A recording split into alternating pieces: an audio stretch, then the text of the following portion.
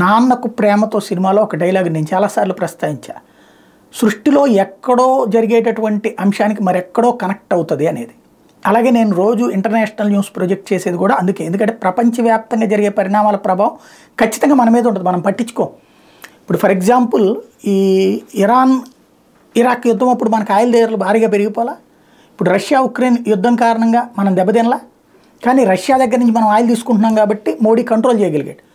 లేకపోతే కనుక వచ్చేది కాదు. మనం అమెరికా ఒత్తులకు, అదే కాంగ్రెస్ అధికారులు ఉంటే అమెరికా ఒత్తులకు లొంగేది.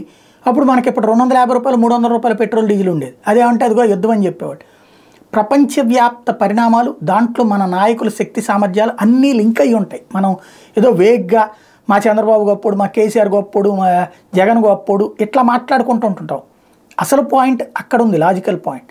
ఎక్కడో జరిగే ప్రతి ఇన్సిడెంట్కి లింక్ అయ్యి ఉండదు. చూడండి, ఇప్పుడు నిన్న కేబుల్స్ కట్ చేశారు సముద్రంలో, ఏమైపోయింది? మొత్తం దేశంలో చాలామందికి ఫేస్బుక్, ఇన్స్టా ఆగిపోలా. అట్లాగే ఉంటుంది ఏదైనా సరే. అట్లాగే ఇజ్రాయెల్ హమాస్ మధ్యన యుద్ధాన్ని గురించి నేను జరిగినప్పటి నుంచి అంతకుముందే జరగబోతోందని చెప్పాను, జరిగినప్పటి నుంచి కూడా చెప్తూనే వచ్చాను. ఇప్పుడు దాని ఇంపాక్ట్ మన వాళ్ళకి అక్కడ ఉద్యోగాలు వచ్చినాయి, అది కూడా ప్రస్తావించాను.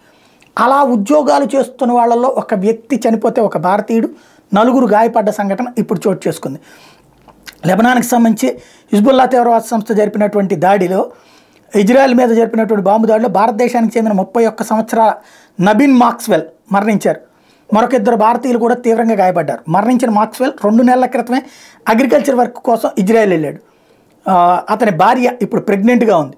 అగ్రికల్చర్ జాబ్ కోసం ఇజ్రాయెల్ వచ్చేటటువంటి వాళ్ళు దయచేసి గమనించండి అని అక్కడ ఉన్నటువంటి వాళ్ళు చెప్తా ఉన్నటువంటి పరిస్థితి. ఎందుకంటే ఈ మధ్యన కొంతమందిని భవన నిర్మాణాలకు వీటికి కూడా తీసుకెళ్లారు. కానీ అక్కడ ప్రాణాపాయం మధ్యలో పనిచేయాలి. ఏ క్షణంలో ఎవడొచ్చి దాడి చేస్తాడో తెలియదు అనమాట.